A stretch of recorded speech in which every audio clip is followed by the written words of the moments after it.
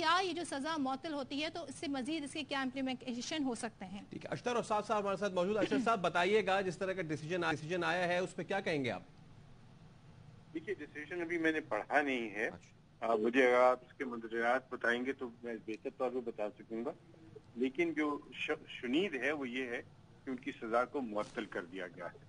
تو سزا کو معطل کرنے کا تو میرا خیال ہے اسٹیچوٹری گراؤنڈ ہے اور وہ 426 ہے سی آر پی سی کا جو بڑا کلیئرلی کہتا ہے کہ جب اس طرح کے معاملات ہوں تو سزا کو معطل کر دیا جاتا ہے. لیکن جو دیکھنے والی چیز ہے وہ یہ ہے کہ سزا کی معطلی سے کیا ان کی ڈسکوالیفیکیشن ختم ہو جائے گی. تو اس کا جواب جو ہے وہ نفی میں ہے. وہ اس لیے نفی میں ہے کہ سزا کی معطلی ہوئی ہے اس کو آپ نے ختم نہیں کیا. اور سزا کی معطلی کا مطلب ہے کہ اب وہ جیل سے رہا ہو سکتے ہیں, ان کو جرمانہ نہیں دینا پڑے گا, لیکن کنوکشن جو ہے وہ رہتی ہے. اور جب ہم ڈسکوالیفیکیشن کا معاملہ دیکھتے ہیں تو وہ ڈسکوالیفیکیشن کنوکشن کے اوپر ہوتی ہے کہ 2 برس سے زیادہ کی کنوکشن ہو تو پھر آپ ڈسکوالیفائڈ رہتے ہیں 5 برس کے لیے. اور یہ آئین کا تقاضا ہے. اس میں کوئی بھی جو کورٹ ہے وہ بھی کچھ نہیں کر سکتی. تو یہ جو کیس ہے اشتر اوصاف صاحب, یہ کیا اپنے طور پر جاری رہے گا, یہ پھر کس عدالت میں آگے پروسیڈ ہوگا, کس طرح یہ معاملہ آگے بڑھے گا؟ کیونکہ سزا معطل ہوئی ہے, کیس تو اپنی جگہ پر قائم ہے. جی جو سمجھنے کی بات ہے وہ یہ ہے کہ یہ درخواست تھی معطلی کی سزا کی, اور اپیل جو ہے اس کی سنوائی ابھی ہونا ہے.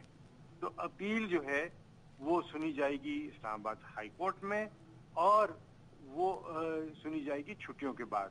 یہ ایک چیز ضرور آپ سمجھیں کہ چھٹیوں میں اس طرح کے کیسز جو ہے وہ نہیں سنے جاتے. اس کے باوجود یہ کیس سنا گیا اور سپریم کورٹ کی انڈلجنس کی وجہ سے سنا گیا. سپریم کورٹ بھی چھٹیوں پہ ہے لیکن انہوں نے بھی اس معاملے کو دیکھا اور اپنے جو ہے وہ کامنٹس دیے اس کے اندر.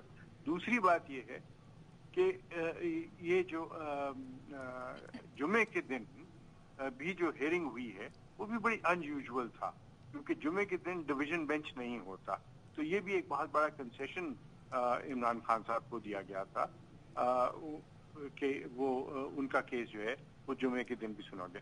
باہر نو اس وقت جو سچویشن ہے وہ یہ ہے کہ کیس چلے گا اسلام آباد ہائی کورٹ میں اپنی باری پہ, اور معطلی کا جو ایفیکٹ ہے اشتر اوصاف صاحب 2 آرا آ رہی تھی کہ ٹرائل کورٹ میں واپس کیس ہوگا, آپ کہہ رہے ہیں اسلام آباد ہائی کورٹ میں ہی یہ کیس آگے بڑھے گا.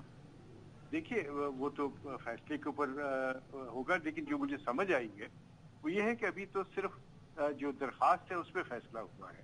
اب الٹیمیٹلی اپیل میں کیا فیصلہ ہوتا ہے, کیا ان کو بریت مل جائے گی, کیا ان کی سزا برقرار رہے گی, کیا کیس ریمانڈ ہوگا, یہ ابھی قبل ازیں کچھ کہنا مشکل ہے.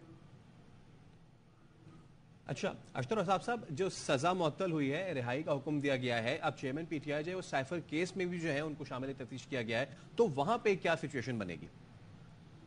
دیکھیے ہر کیس اپنی نوعیت کا ہوتا ہے. کوئی کیس دوسرے کیس کے اوپر اثر انداز اس طریقے سے نہیں ہو سکتا کہ ایک کیس میں آپ کو اگر جو ہے ضمانت مل گئی ہے تو دوسرے کیسز میں بھی ضمانت مل جائے.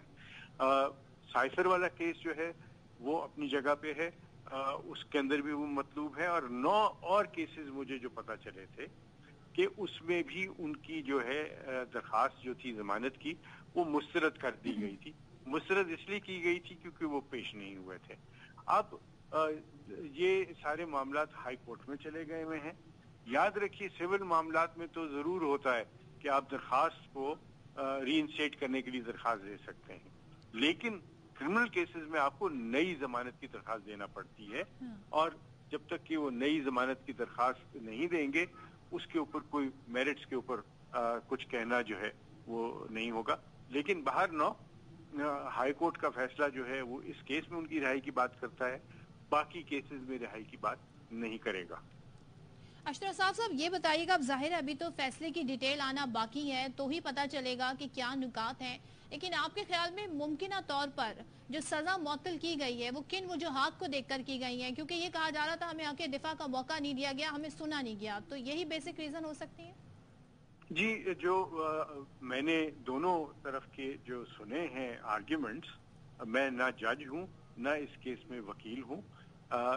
मैं ना कमेंट्स कर सकता हूं इसके ऊपर कि फैसले में क्या लिखा होगा या जो निकात उठाए गए, लेकिन इतना जरूर मुझे पता है, और मैं पहले दिन से जब इनको सजा दी गई थी तब से मैं कह रहा हूं, क्योंकि कुछ बरस मैंने वकालत में गुजारे हैं, कि हमारे मुल्क में सुप्रीम कोर्ट और हाई कोर्ट्स में बेशुमार नज़ायर हैं, यानी बहुत सारे प्रेसिडेंट्स हैं जो ये कहते हैं 5 साल या 5 साल से कम की अगर सजा हो तो फिर जो है सस्पेंशन और सेंटेंस जो है वो हो जाती है। और ये अगर कोई देखना चाहे तो सीआरपीसी का शिक है 426 उसे कहते हैं, और उसमें सराहत के साथ, क्लैरिटी के साथ ये लिखा गया है कि किन हालात में बेल दी जा सकती है।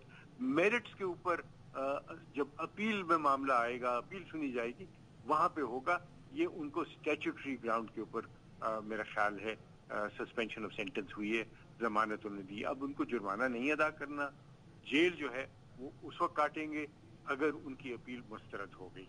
इस वक्त इस केस के अंदर उनकी जमानत हो गई है।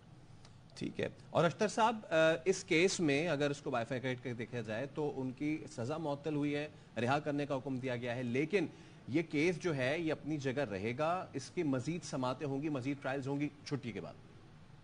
जी बिल्कुल ऐसा ही है, और याद रखिए कि ये वो केस है जिसमें इनकी जो हाजिरी है वो लाजम होगी। हर पेशी पे उनको लाजमन कोर्ट में मौजूद होना होगा। अगर ना हुए तो जमानत मंसूख हो जाएगी। अगर वो इस केस के बारे में कोई चीज बात करेंगे पब्लिक में तो जमानत मंसूख हो जाएगी। अगर वो असर अंदाज होने की कोशिश करेंगे इस केस की जो मेरिट्स हैं उसके ऊपर कुछ बात करने की बात करेंगे तो भी जमानत मंसूख हो सकती है। ये एक कंडीशनल रिहाई होती है। ठीक है।